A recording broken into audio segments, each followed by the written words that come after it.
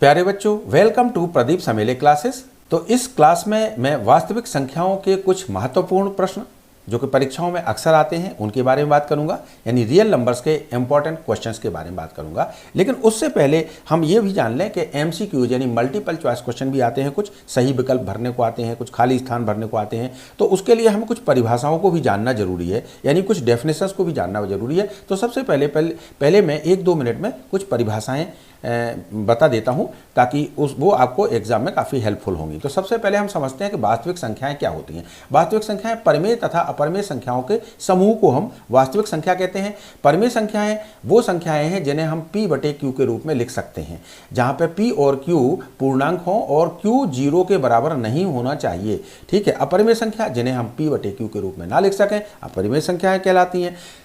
अब यहाँ पे ये भी समझ लें कि रूट p यानी p एक अभाज्य संख्या अगर है, यानी रूट के अंदर कोई अभाज्य संख्या है, जैसे कि 2, 3, 5, 7, 11, 13 इस तरह की अभाज्य संख्याएं होती हैं, तो अगर ये रूट के अंदर हैं तो वो संख्या अपरिमेय संख्या कहलाती है। ठीक है।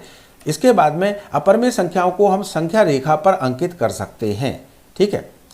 परिमेय संख्या का दशमलव प्रसार शांत या अशांत आवर्ती होता है, यानी टर्मिनेटिंग या नॉन टर्मिनेटिंग रिपीटिंग होता है, जबकि अपरिमेय संख्या का दशमलव प्रसार अशांत अनावर्ती होता है, यानी नॉन टर्मिनेटिंग नॉन रिपीटिंग होता है। ठीक है। अंकगणित की आधारभूत प्रमेय को भी हम जान लेते हैं। प्रत्येक भाज्य संख्या को अभाज्य संख्याओं के एक गुणनफल के रूप में व्यक्त किया जा सकता है तथा यह गुणनखंडन अभाज्य गुणनखंडों के आने वाले क्रम के बिना अद्वितीय होता है, अपने आप में यूनिक होता है। ठीक है। अब हम एलसीएम की अगर बात करें तो एलसीएम के लिए जो भी गुणनखंड आते हैं, यानी संख्याओं में संबद्ध प्रत्येक अभाज्य गुणनखंडों की सबसे बड़ी घात का गुणनफल ही लघुत्तम समावर्त्य कहलाता है। सबसे बड़ी घात लेते हैं इसमें।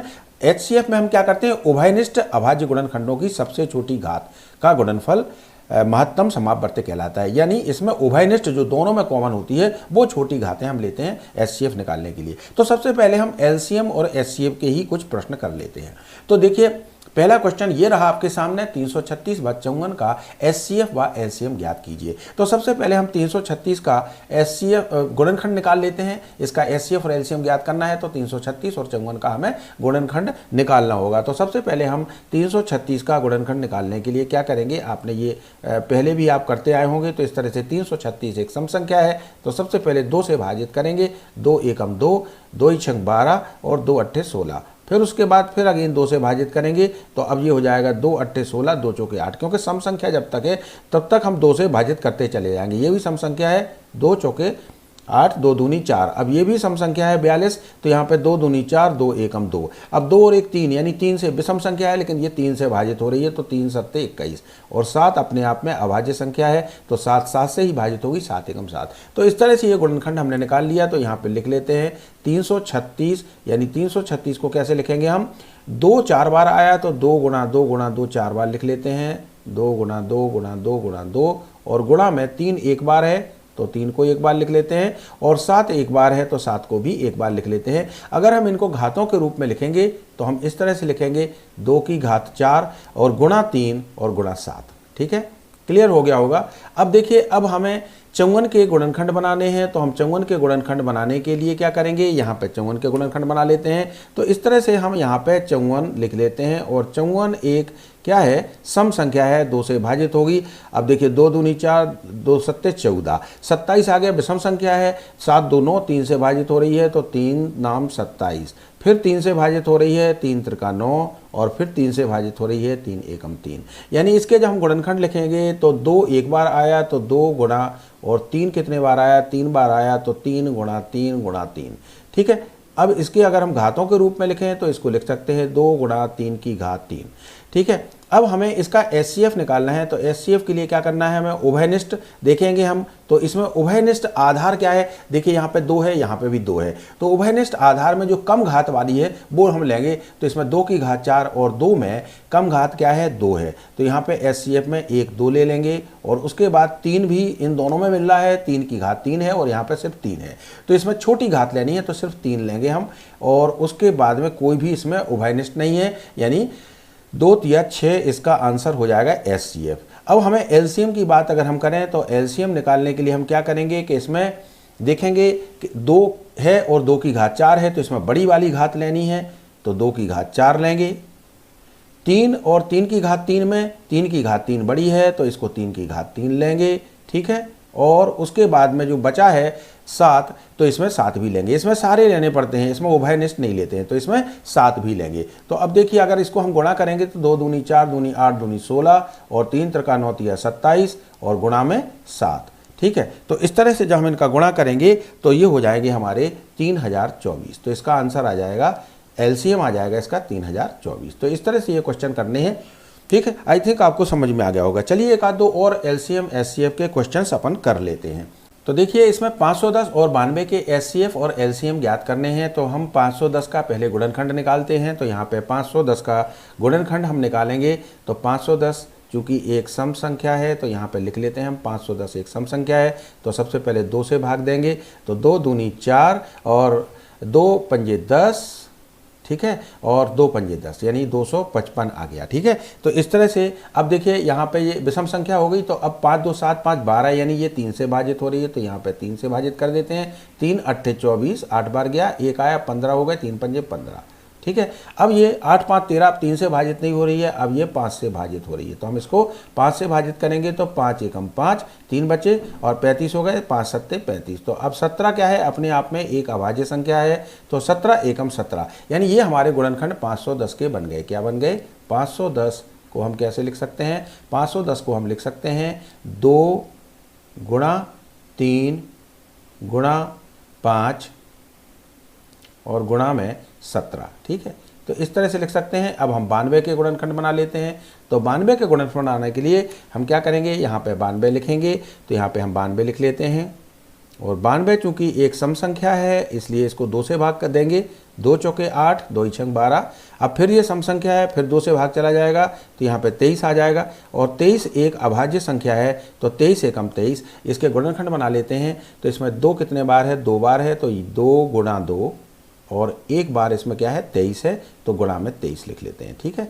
तो इस तरह से अब इसको घातों के रूप में, तो इसमें तो ये तो ज्यों का त्यों रहेगा। इसको अगर हम घातों के रूप में लिखना चाहें तो ये लिख सकते हैं हम 2 की घात 2 और गुणा 23, ठीक है। और ये तो एक ही सिंगल घात में है तो ऐसा के ऐसा ही रहेगा। अब देखिए इसमें जब हम एचसीएफ की बात करते हैं तो हम एचसीएफ के लिए क्या करेंगे, वो उभयनिष्ठ ढूंढेंगे। तो उभयनिष्ठ में देखिए इसमें 2, यहाँ पे 2 है और यहाँ पे 2 की घात 2 है, यानी खाली हम छोटी वाली घात लेंगे यानी 2 लेंगे। और देखिए और इसमें कोई भी कॉमन नहीं है, उभयनिष्ठ नहीं है। तो इसका एचसीएफ कितना हो जाएगा? इसका एचसीएफ 2 ही हो जाएगा। अब हम इसका एलसीएम अगर निकालते हैं तो एलसीएम निकालने के लिए हम इसमें क्या करेंगे कि एलसीएम में हम 2 की घात 2, क्योंकि 2 इसमें भी है और 2 की घात 2 इसमें है, तो बड़ी वाली घात लेंगे तो 2 की घात 2 और गुणा में फिर क्या करेंगे, हम 3 लेंगे, क्योंकि इसमें तो सभी लेना पड़ता है। 3 लेंगे, 3 इसमें नहीं है लेकिन इसमें है तो लेना पड़ेगा। 5 इसमें है, इसमें नहीं है तब भी 5 को लेना पड़ेगा। और 17 इसमें है, इसमें नहीं है तब भी 17 को लेना पड़ेगा, ठीक है। और 23 इसमें है, इसमें नहीं है और इसमें है तो 23 को भी लेना पड़ेगा। मतलब ये सारे के सारे लेने हैं हमें, ठीक है। तो इसमें एलसीएम निकाल लेंगे। तो जब इसका गुणा करेंगे तो ये पूरा गुणा करने के बाद 2 दूनी 4 और यहाँ पे 5 तिया 15, इस तरह से इनके छोटे छोटे फैक्टरों को गुणा कर लेंगे और इनको गुणा करने के बाद जो आंसर आएगा वो हम लिख लेंगे, ठीक है। ये 17 है और इस तरह से इनको 15 चौके 60, ठीक है, 15 चौके 60 और यहाँ पे गुणा 17 और गुणा 23 और इनको और करेंगे तो 17 छक्के 102 यानी 1020 गुणा में कितना है? 23। तो इस तरह से ये निकाल लेंगे। तो 23 0 0, 23 दूनी 46 और 4 आया और 23 एकम 23 यानी 23,460 इसका आंसर एलसीएम आ गया और एचसीएफ इसका 2 आ गया। तो इस तरह से निकालनी है, प्रैक्टिस करेंगे तो अच्छे से हो जाएगा। नेक्स्ट क्वेश्चन देखते हैं। देखिए इसमें सही विकल्प चुनना है। तो ये एमसीक्यू है, सही विकल्प कीजिए यदि 2 धनात्मक पूर्णांक p और q हैं तथा p बराबर ab स्क्वायर है। यानी इसमें दिया हुआ है, देखिए p बराबर दिया हुआ है क्या? ab square. और दूसरा हमें दिया हुआ है इसमें q बराबर दिया है a की घात 3 और b।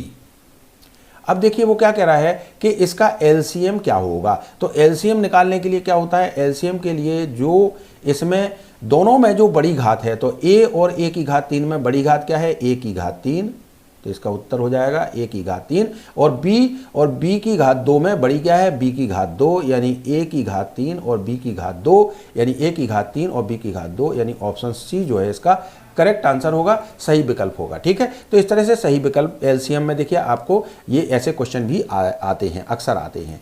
अब नेक्स्ट क्वेश्चन देखते हैं हम। तो देखिए इस क्वेश्चन में अभाज्य गुणनखंड विधि द्वारा 6, 72 और 120 के एचसीएफ और एलसीएम निकालने हैं। तो सबसे पहले तो 6 का तो हमें पता ही है, तो 6 के हम गुणनखंड लिख लेते हैं। 6 बराबर हो जाएगा 2 गुणा 3।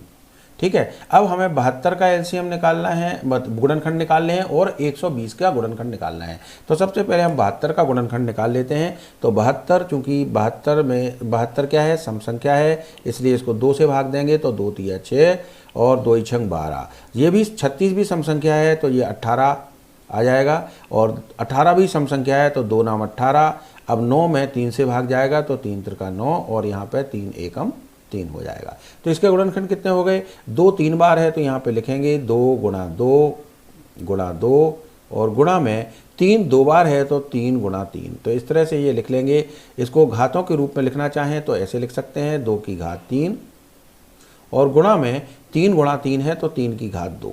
ठीक है, तो इस तरह से ही आ जाएगा। अब देखिए, अब हमें 120 के गुणनखंड निकालने हैं, तो अब हम 120 के गुणनखंड यहाँ पे निकाल लेते हैं। तो 120 के गुणनखंड निकालने के लिए हम यहाँ पे 120 लिख लेते हैं। 120 क्या है, एक सम संख्या है, 2 से भाग जाएगा, 2 छंग 12, 0 का 0, फिर ये सम संख्या है, फिर 2 तिया 6, 0 का 0, फिर ये सम संख्या है, 2 एकम 2, 2 पंजे 10। अब ये विषम संख्या है, 5 और 1 6, योग इसका 6 हो रहा, तो 3 से भाजित होगी, तो 3 पंजे 15, और 5 से ये 5 तो अभाज्य संख्या है, 5 एकम 5। तो इस तरह से इसके गुणनखंड देखें तो 2 3 बार आया, तो हम यहाँ पे लिखेंगे 2 गुणा 2 गुणा 2, और उसके बाद में 3 आया है एक बार, तो हम गुणा में 3 लिखेंगे, और उसके बाद में 5 आया है एक बार, तो गुणा में 5 लिखेंगे। इसको घातों के रूप में लिखना चाहें तो इस तरह से लिख सकते हैं, 2 की घात 3 गुणा 3 और गुणा में 5। ठीक है, अब इसका हमें एचसीएफ निकालना है। तो हम एचसीएफ निकालने के लिए क्या करेंगे कि जो उभयनिष्ठ गुणनखंड है और उनमें घात जो सबसे कम है, तो देखिए ये 2 की घात 1 है, 2 की घात 3 है, 2 की घात 3 है, तो छोटी घात क्या है, 2 की घात 1 यानी 2, तो यहाँ पे हम 2 लिख लेंगे। अब उभयनिष्ठ में एक 3 है, यहाँ पे 3 की घात 2 है, यहाँ 3 है, तो छोटी घात क्या है, 3 की घात 1 या 3, तो यहाँ पे 2 गुणा 3, यानी उत्तर आ गया 2 तिया 6। अब हम बात करते हैं एलसीएम की। तो एलसीएम में क्या होगा, एलसीएम में हम 2 की घात बड़ी घात कौन सी है, 2 की घात 3, इनमें 2 की घात बड़ी कौन सी है, 3, तो बड़ी वाली घात लेंगे, यानी 2 की घात 3 लेंगे।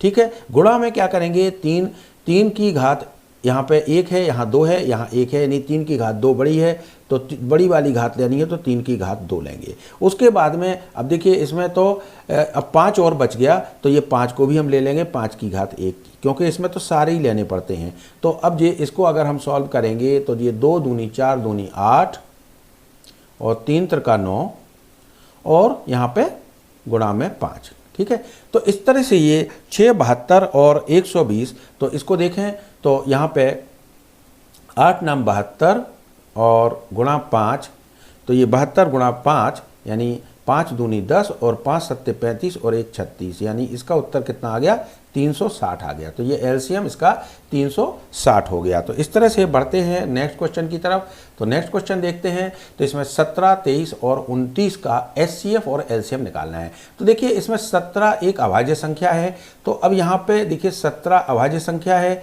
23 भी अभाज्य संख्या है और 29 भी अभाज्य संख्या है। तो इनमें इसका गुणनखंड तो 17 और 1 के अलावा कुछ हो ही नहीं सकता, यानी इसको ज़्यादा से ज़्यादा हम क्या लिख सकते हैं, 1 गुणा 17, और इसको लिख सकते हैं 1 गुणा 23, और इसको लिख सकते हैं 1 गुणा 29। ठीक है, तो अब अगर हम बात करें कि इसका एचसीएफ, तो इसमें एचसीएफ में सिर्फ एक ही कॉमन है, 1 1 1 तीनों में कॉमन है, तो इसका एचसीएफ तो आ जाएगा कितना, 1।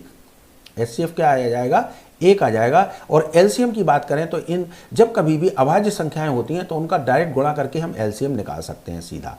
तो एलसीएम के निकालने के लिए हम क्या करेंगे, 17, 23 और 29 इन तीनों का हमें गुणा करना होगा। 17, 23 और 29 इन तीनों का हमें गुणा करना होगा, और जब हम इन तीनों का गुणा करेंगे तो हमारा आंसर आएगा इसमें 11,339। कितना आएगा, 11,339। तो ये आप गुणा करके देख सकते हैं 11,339। ठीक है, तो इस तरह से ये इसका आंसर हो जाएगा। चलिए बढ़ते हैं नेक्स्ट क्वेश्चन की तरफ। तो नेक्स्ट क्वेश्चन है, देखिए SCF 306 657, ये दो संख्याएं हैं जी। क्या है? दो संख्याएं हैं, 306 और 657, और इनका SCF दिया हुआ है हमें। SCF कितना दिया है? 9 दिया है, और LCM इसका ज्ञात करना है। तो हम क्या करेंगे, इसका सीधा सीधा नियम है कि हमें जो निकालना है, क्या निकालना है? LCM निकालना है। तो हम LCM गुणा SCF, LCM और SCF का जो गुणनफल है वो दोनों संख्याओं के गुणनफल के बराबर होता है। तो दोनों संख्याओं का गुणनफल, तो दोनों संख्याओं का गुणनफल यहाँ सूत्र बन जाएगा। ये क्या बन जाएगा? दोनों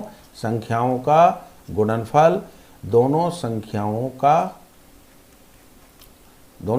का गुणनफल बराबर क्या होता है? SCF गुणा LCM। तो LCM और SCF इसमें कितना दिया हुआ है? देखिए LCM और SCF में से LCM हमें ज्ञात करना है, तो LCM को तो हम LCM ही लिख देते हैं, और SCF हमें दिया हुआ है, कितना दिया है? 9 दिया है, तो यहाँ पे 9 लिख देते हैं। और दोनों संख्याएं कौन कौन सी हैं? एक संख्या है 306 और दूसरी संख्या है 657। ठीक है, तो इसमें LCM बराबर क्या हो जाएगा? अब देखिए इसको, ये गुणा में है तो भागित में पहुंच जाएगा, तो ये 306 गुणा 657, ये तो ऊपर रहेंगे, और भागित में यानी बटे में पहुंच जाएगा क्या? 9। 9 तिया 27, और यहाँ पे कितने बचे? 3 9 चौके 36, तो ये क्या बचा? ये बच गया हमारे पास में, ये 9 से कट गया पूरा। ठीक है, तो ये 34 गुणा 657 बचा। कितना बचा? 34 गुणा 657। तो 34 गुणा 657 को जब हम गुणा करेंगे तो ये हमारा आ जाएगा कितना? LCM बराबर हो जाएगा, इसमें LCM बराबर 22,338 हो जाएगा। ये कितना हो जाएगा? 22,338। ठीक है, तो इस तरह से ये LCM हमने इसका ज्ञात कर लिया। ठीक है, अब अगर मान लीजिए इसी को अगर इस तरह से आ जाए, ये संख्या थोड़ी सी छोटी छोटी संख्याओं में MCQ कई बार आ जाते हैं। देखिए बड़ी संख्या थी तो इसमें MCQ में बिल्कुल छोटी संख्या आई है। इसमें क्या है? दो संख्याओं का गुणनफल 32 है और SCF उसका 8 है। तो देखिए अब हमने सूत्र बताया था इसका, तो यहीं पे लिख लेता हूं मैं कि LCM और गुणा में SCF बराबर, अब दोनों संख्याओं का गुणनफल कितना है? 32 है, तो दोनों संख्याओं का गुणनफल 32 है, और LCM तो हमें निकालना है, और SCF कितना है हमारा? 8 है, तो बराबर 32, यानी 8 चौके 32। वैसे ही आपको दिख रहा होगा, तो 4 आंसर आ गया, क्योंकि ये 32 ये इधर है और बटे में ये 8 पहुंचेगा, तो 8 चौके 32। तो यानी LCM बराबर कितना आ गया? 4 आ गया। तो LCM बराबर 4 आ गया, यानी ऑप्शन 1 इसका करेक्ट आंसर होगा। तो इस तरह के MCQs भी छोटे छोटे आ जाते हैं। चलिए अब अगला क्वेश्चन करते हैं। तो इसमें क्या है? 96 और 404। तो 96 और 404 का SCF ज्ञात करना है। ठीक है, तो 96 और 404 का SCF ज्ञात करना है और फिर इसका LCM ज्ञात करना है। तो पहले तो हम 96 और 404 के गुणनखंड बनाएंगे। तो देखिए 96 और 404 हम यहाँ लिख लेते हैं और इनके गुणनखंड बना लेंगे। ठीक है, तो सबसे पहले हम 96 का गुणनखंड बनाते हैं यहाँ पे। तो 96 का जब गुणनखंड बनाएंगे तो यहाँ पे 96 क्या है? एक सम संख्या है। ठीक है, 2 से भाग देंगे, 2 चौके 8, 2 अट्ठे 16, फिर 2 से भाग देंगे, 2 दूनी 4, 2 चौके 8। सम संख्या जब तक है तब तक 2 से भाग देते चले जाएंगे। 24 एक सम संख्या है, 2 एकम 2, 2 दूनी 4, फिर 2 से भाग देंगे, 2 छंग 12, और फिर 2 से भाग देंगे, 2 तिया 6। अब 3 अभाज्य संख्या है, 3 एकम 3। तो इस तरह से इसका गुणनखंड क्या हो गया? 2 देखिए कितने बार आया? 2 की घात, अब डायरेक्ट लिख देते हैं इसको, 2 1 2 3 4 5, यानी 2 कितने बार आया? 5 बार आया, तो 2 की घात 5, और गुणा में कितना है? 3। इसी तरह इसका गुणनखंड निकालेंगे तो इसका 404 का गुणनखंड यहाँ पे निकाल लेते हैं। तो यहाँ पे 404 क्या है? एक सम संख्या है, 2 से भाग जाएगा, 2 दूनी 4, 0 का 0, 2 दूनी 4, फिर सम संख्या है तो 2 से 2 एकम 2, 0 2 एकम 2। अब देखिए 101 अपने आप में, 101 क्या है? 101 अपने आप में एक अभाज्य संख्या है, अतः ये एक बार जाएगा। यानी इसके गुणनखंड क्या बन गए? 2 गुणा 2 और गुणा 101। अब देखिए यहाँ पे 2 गुणा 2 गुणा 101 हो गए। तो अब देखिए यहाँ पे घातों के रूप में अगर हम इसको लिखेंगे तो ये हो जाएगा 2 की घात 2 और गुणा 101। अब चूंकि हमें एचसीएफ ज्ञात करना है इस विधि से, तो एचसीएफ हम ज्ञात करेंगे तो एचसीएफ क्या होगा, इनमें जो उभयनिष्ठ में सबसे छोटी घात होगी, तो 2 की घात 5 बड़ी है, 2 की घात 2 छोटी है, तो 2 की घात 2 यानी 2 दूनी 4, तो एचसीएफ तो इसका 4 हो गया, ठीक है। और बाकी उभयनिष्ठ कुछ है ही नहीं। अब हमें एलसीएम निकालना है, तो एलसीएम हम इसका उसी विधि से निकालेंगे, एलसीएम गुणा एचसीएफ बराबर 2 संख्याओं का गुणनफल। तो अब एलसीएम और गुणा एचसीएफ कितना है हमारा, 4 है, और बराबर 2 संख्याओं का गुणनफल। तो 2 संख्याएं कौन कौन सी हैं, एक तो है 96 और दूसरी है 404, ठीक है। तो इस तरह से हम यहाँ पे लिख लेंगे। तो एलसीएम किसके बराबर हो जाएगा, तो अब एलसीएम बराबर हो जाएगा ये 96 और गुणा में 404 और बटे में 4।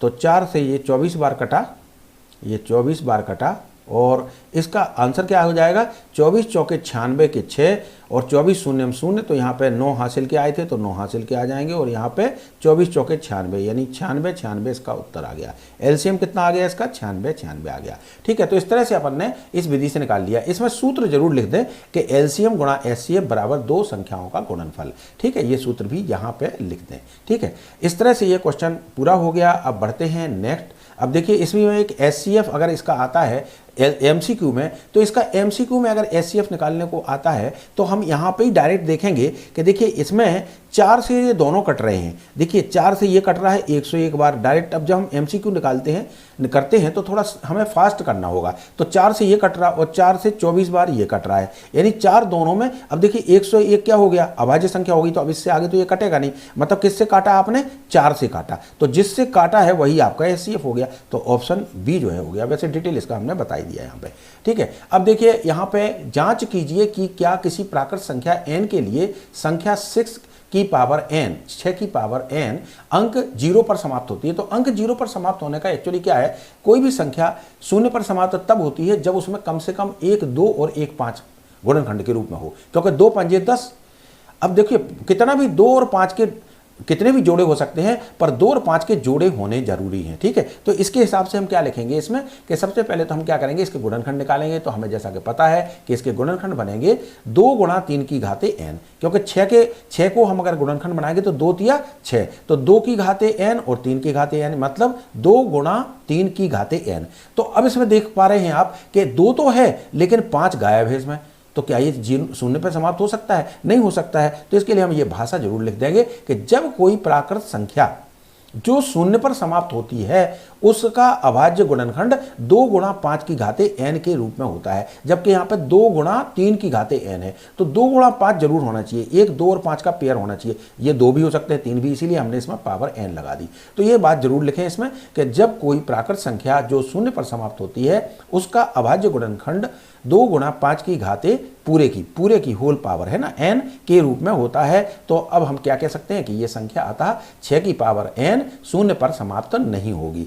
इसी प्रकार एक क्वेश्चन इसमें आता है, कई बार पूछा जाता है क्वेश्चन। अच्छा, खाली स्थान भरो कर लेते हैं पहले तो खाली स्थान भरो में देखिए यहाँ पे √3 क्या है, अभाज्य संख्या है। तो ये कौन सी होगी, अपरिमेय संख्या होगी। तो इसमें अपरिमेय भर देंगे हम, ठीक है, बिल्कुल अपरिमेय भर देना है खाली स्थान में। अब देखिए परिमेय एवं अपरिमेय संख्या, परिमेय एवं अपरिमेय दोनों संख्याएं क्या कहलाती हैं, वास्तविक संख्याएं कहलाती हैं, रियल नंबर्स कहलाती हैं। ये हमने उसमें परिभाषाओं में बताया था। तो ये रियल नंबर्स हैं, वास्तविक संख्याएं हैं, तो यहाँ वास्तविक भर देंगे, ठीक है। तीसरा देखिए एचसीएफ ए बी और एलसीएम ए बी। तो इसका एचसीएफ इंटू एलसीएम, तो एचसीएफ इंटू एलसीएम क्या होगा, संख्याएं ए और बी, इन दोनों संख्याओं का गुणनफल हो जाएगा, यानी ए गुणा बी आंसर आ जाएगा। क्या आ जाएगा, ए गुणा बी आ जाएगा। तो इसका ऑप्शन ये हो गया। नेक्स्ट देखते हैं, यदि अब देखिए यहाँ पे एक्स ए बराबर एक्स की घात 3 गुणा बाय की घात 2 तथा b बराबर x की घात 2 गुणा बाय की घात 3 तथा x y अभाज्य संख्याएं हैं। अब इसमें क्या होगा, एचसीएफ निकालना है। वो कह रहा है एचसीएफ ए बी क्या होगा, यानी इन संख्याओं का एचसीएफ यानी महत्तम समापवर्त क्या होगा। तो महत्तम समापवर्त की शर्त क्या है कि इसमें कॉमन फैक्टर हम ढूंढते हैं, उभयनिष्ठ ढूंढते हैं और उनकी छोटी घात लेते हैं। तो देखिए x की घात 3 ये बड़ी है, यहाँ पे x की घात 2 ये छोटी है, तो x की घात 2 आ जाएगा एक तो, और दूसरा बाय की घात में बाय की घात 2 यहाँ है और बाय की घात 3 यहाँ है, यानी छोटी कौन सी है, बाय की घात 2 है। तो x की घात 2 और बाय की घात 2 ये हमारा उत्तर बन जाएगा। तो x स्क्वायर बाय स्क्वायर इसका आंसर हो जाएगा, ठीक है, x स्क्वायर बाय स्क्वायर इस तरह से इसका आंसर हो जाएगा। चलिए अब देखते हैं, यहाँ पे कुछ सवाल ऐसे भी आ जाते हैं तो देखिए इसमें बिना लंबी विभाजन क्रिया किए बताइए कि परिमेय संख्या 15/1600 का दशमलव प्रसार शांत है या अशांत है। तो सबसे पहले हम क्या करेंगे, इसके हर के गुणनखंड निकाल लेंगे। तो यहाँ पे हर के गुणनखंड यहाँ पे निकाल लेते हैं। तो देखिए यहाँ पे 1600 क्या है, एक सम संख्या है, तो 2 से इसमें भाग देंगे तो 1600 का आधा यहाँ पे 800 आ गया।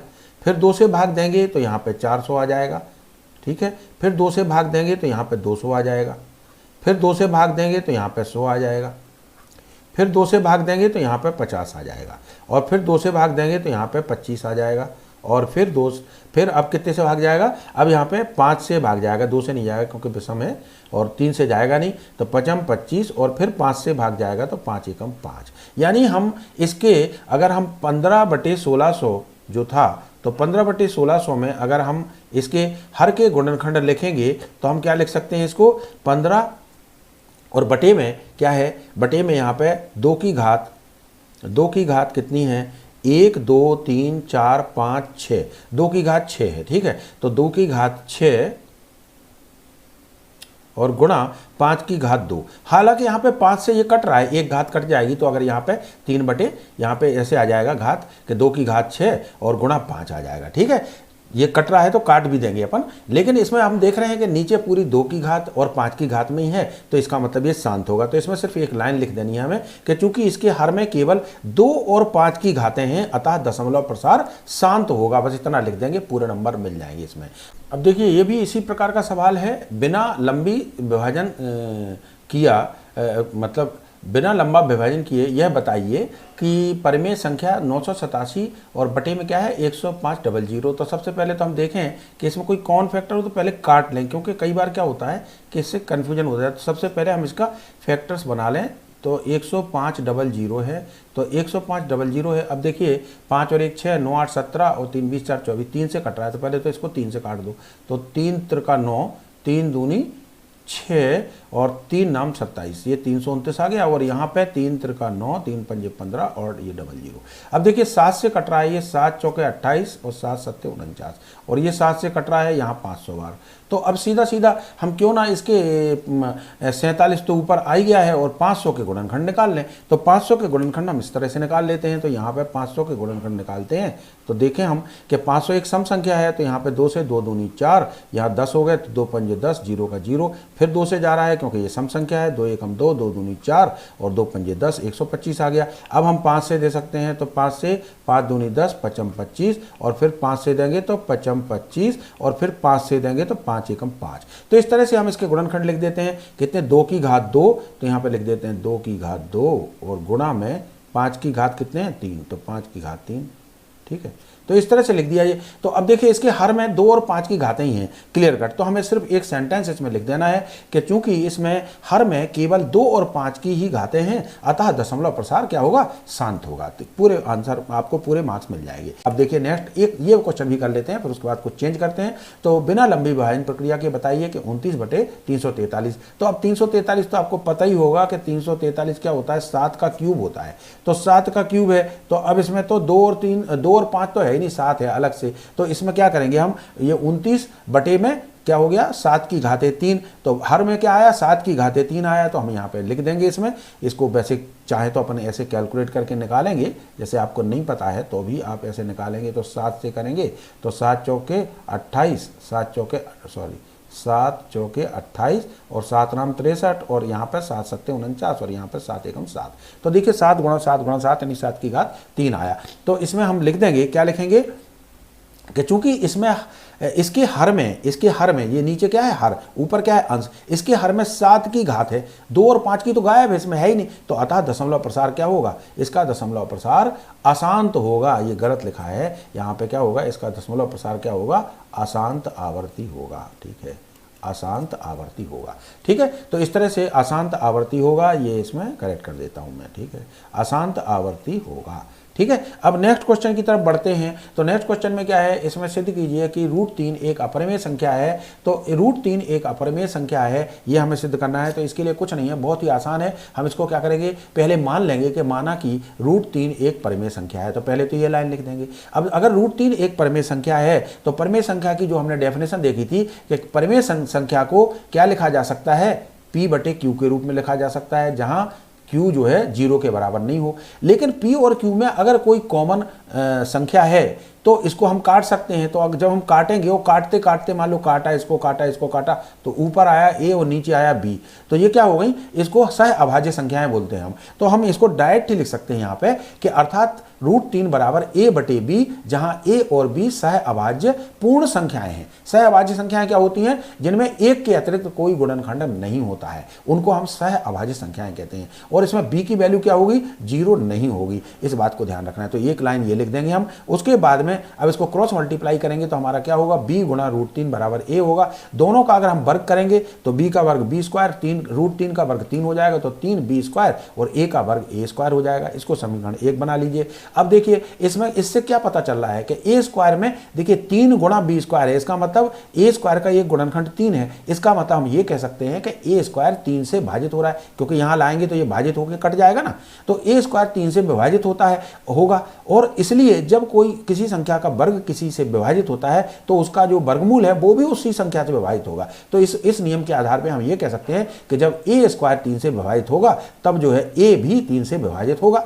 ठीक है, तो ये हमने लिख लिया एक लाइन। अब उसके बाद में हम आगे बढ़ें तो इसका मतलब क्या हुआ कि A जो है 3 से भाजित हो रहा है, इसका मतलब A का एक गुणनखंड 3 है। तो हम ये कह सकते हैं कि A बराबर 3 गुणा C, क्योंकि एक गुणनखंड में 3 तो होगा ही होगा, और एक जो भी बचा उसको हम C मान लेते हैं, और वो C मान लेते हैं हम एक पूर्णांक, C एक पूर्णांक है। तो A बराबर 3 C हम ले सकते हैं, जहां पे C एक पूर्णांक है। ठीक है, C पूर्णांक ले लिया। तो अब इसका क्या करेंगे, इसका मान हम समीकरण 1 में रख देते हैं। तो इसका मान जब समीकरण 1 में रखेंगे तो क्या स्थिति बनेगी, देखिए यहाँ पे 3B स्क्वायर तो जो कहते हैं लिख देंगे, और A की जगह क्या लिखेंगे हम, 3C, और उसका वर्ग करेंगे पूरे का, तो ये 3 त्रिका 9C स्क्वायर हो जाएगा। तो ये कितना हो जाएगा, 3B स्क्वायर बराबर 9C स्क्वायर। अब इसको काट दीजिए तो देखो 3 एकम 3, ये कट गया ना, 3 से 3 त्रिका 9, तो 3 बार कटा, तो B स्क्वायर बराबर 3C स्क्वायर हो गया। तो क्या हो गया, B स्क्वायर बराबर 3C स्क्वायर। अब इसका मतलब क्या हुआ कि B स्क्वायर, इसका मतलब ये हुआ कि B स्क्वायर 3 से विभाजित होगा। तो जब B स्क्वायर 3 से विभाजित होगा, क्योंकि ये 3 इसका गुणनखंड है, तो जब B स्क्वायर 3 से विभाजित होगा तो B भी 3 से विभाजित होगा। तो वही लाइन लिख देनी है कि B स्क्वायर 3 से विभाज्य है, अर्थात B भी 3 से भाज्य है। अब इन दोनों से देखो, इन दोनों को अगर आप देखोगे तो इसमें 1 और 2 की जब हम तुलना करेंगे तो अब देखिए स्थिति 1 और 2 को अगर हम देखें कि 1 ये रहा, इसमें वो कह रहा है कि A 3 से विभाजित होगा, और स्थिति 2 में क्या कह रहा है कि B भी 3 से विभाजित होगा। मतलब A विभाजित हो रहा है 3 से और B भी विभाजित हो रहा है। इसका मतलब क्या हुआ कि 1 और 2 की जब स्थिति, इस लाइन को देखते हैं हम, तो इससे हम ये कह सकते हैं कि A और B में एक उभयनिष्ठ गुणनखंड 3 है, क्योंकि यहाँ पे भी 3 से विभाजित हो रहा और यहाँ पे भी 3 से विभाजित हो रहा। लेकिन यहाँ पे क्या था, हमने क्या लिखा था, यहाँ पे अभाज्य पूर्ण संख्याएं। अभाज्य पूर्ण संख्याओं का हमने पहले ही बताया था कि अभाज्य पूर्ण संख्याओं में एक के अतिरिक्त कोई भी गुणनखंड उनमें कॉमन नहीं होता है, कोई भी कॉमन नहीं होता। माने एक से कट सकते हैं, तो एक से काटने का तो कोई मतलब ही नहीं होता, लेकिन उसके अलावा कोई गुणनखंड नहीं होता। मतलब 2 भी नहीं हो सकता, 3 भी नहीं हो सकता, 4 भी नहीं हो सकता, कुछ भी नहीं हो सकता। तो इसका मतलब अब इसमें 3 कैसे आ गया भाई, ये तो अभाज्य पूर्ण संख्या थी और इसमें 3 एक अलग से आ गया है। इसका मतलब क्या हुआ कि कुछ तो भी गड़बड़ हो गया है। और गड़बड़ हुआ क्या है कि हमने उल्टा मान लिया, अपरिमेय संख्या हमें सिद्ध करना था और हमने उसको परिमेय मान लिया, इसीलिए सब गड़बड़ झाला हुआ है। तो हम इसको लिखेंगे, परंतु इससे इस तथ्य का विरोधाभास होता है कि A और B सह अभाज्य है, क्योंकि सह अभाज्य में तो एक के अतिरिक्त कोई गुणनखंड होता नहीं, जबकि इसमें तो 3 एक गुणनखंड बन रहा है। तो ये क्या हुआ, हमारी गलत अवधारणा के कारण हुआ। तो जो हमारी त्रुटिपूर्ण कल्पना के कारण प्राप्त होता है, हमने त्रुटिपूर्ण कल्पना की, हमने जो एजम्पशन किया, हमने जो कल्पना की, हमने जो इसके बारे में जो कल्पना की वो गलत कल्पना की है, तो इसीलिए ये उल्टा हो गया। तो हम ये कह सकते हैं, इससे ये निष्कर्ष निकालते हैं कि √3 एक अपरिमेय संख्या है। अब इस क्वेश्चन में √3 की जगह √5 आ जाए तो उसमें चेंज कर देना, √7 आ जाए तो उसमें चेंज कर देना, √11 आ जाए, पैटर्न यही रहेगा। ठीक है, एक इस तरह का क्वेश्चन भी अगर आता है, मान लीजिए कि 3√2 एक अपरिमेय संख्या है, तो इसमें भी कुछ नहीं है। देखिए ये 3 क्या है, एक परिमेय है, और √2 क्या है, अपरिमेय है। तो इसको बिल्कुल वैसे ही करेंगे हम। सबसे पहले मान लेंगे कि ये परिमेय संख्या है, तो हम माना कि 3√2 एक परिमेय संख्या है। उसके बाद में हम इसको लिखेंगे A बटे B के रूप में, जैसे हमने उसमें पहले वाले में बताया था। और A और B क्या है, सहअभाज्य संख्या है, जहां B की वैल्यू 0 नहीं होनी चाहिए। ठीक है, तो अब जब ऐसा है तो इसका कैची गुणा करेंगे तो ये हो जाएगा, B को हम यहाँ A बटे B, और ये 3 जो है ना यहाँ ले जाएं तो क्या होगा, A बटे 3 भी हो जाएगा। देखिए अगर हम इस 3 को इधर ले जाएंगे तो A बटे 3 भी बराबर √2, हमने ऐसे लिख दिया कि A बटे 3 बी बराबर √2, एक ही बात है। इसको चाहे ऐसे लिखो और चाहे ऐसे लिखो, इसको और ऐसे भी लिख सकते हो आप, ठीक है। तो एक ही बात है, इसमें कोई फर्क नहीं है ना। तो इस तरह से अपन करेंगे तो यहाँ पे क्या होगा, अब देखिए इसको ऐसे लिख के बता देता हूँ मैं पहले, ताकि आपको क्लियर हो जाए। इसको ऐसे भी तो लिख सकते थे अपन, क्या लिख सकते थे कि √2 को यहीं रहने दें, तो √2 और बराबर यहाँ पे ए और बटे में ये 3 गुणा में था तो नीचे पहुंच गया, तो 3 और गुणा बी तो 3b हो गया, तो हो गया ना वही a बटे 3b बराबर √2। हमने ऐसे लिख दिया a बटे 3b बराबर √2, तो एक ही बात है। तो अब देखिए इसमें a, b और 3 ये क्या है, पूर्णांक है। a, b और 3 क्या है, इसमें पूर्णांक है। इसका मतलब ये है कि जब ये पूर्णांक है तो अंश बटे हर क्या है, पूर्णांक है। इसका मतलब ये परमेय संख्या हो गई। अंश बटे हर जब पूर्णांक होता है तो वो परमेय संख्या होती है, तो परमेय संख्या है। इसलिए क्या हुआ, इसलिए हम चूंकि ये बराबर में है तो जब ये परमेय है तो ये भी तो परमेय होनी चाहिए, ये भी परमेय होनी चाहिए। तो हम कहेंगे कि जब ये परमेय है तो √2 भी एक परमेय संख्या है। लेकिन जैसा कि हम जानते हैं कि √2 परमेय संख्या नहीं है, क्या है, अपरमेय संख्या है। तो इससे इस तथ्य का विरोधाभास होता है कि √2 एक अपरमेय संख्या है। तो इस तरह से हम लिख देंगे तो हमें यह विरोधाभास अपनी गलत कल्पना के कारण प्राप्त हुआ, क्योंकि हमने क्या किया था कि अपरमेय संख्या को परमेय संख्या मान लिया था। तो हमने गलत कल्पना की थी कि 3√2 एक परमेय संख्या है, तो ये गलत हमारी कल्पना थी। तो इसलिए हम कहेंगे क्या था, 3√2 एक अपरमेय संख्या है। इतना ही लिखना काफ़ी है, और ये क्वेश्चन या तो इस पैटर्न में या ऊपर वाले पैटर्न में आता है। तो इस तरह से हमने कोशिश की है कि आपको इस चैप्टर के रियल नंबर के जितने भी क्वेश्चन हैं, इंपॉर्टेंट क्वेश्चन, वो सारे करा दिए हैं। और मुझे आशा ही नहीं बल्कि पूरा विश्वास है कि ये क्लास आपको बहुत ही पसंद आई होगी। So please like, subscribe and share. Thank you very much.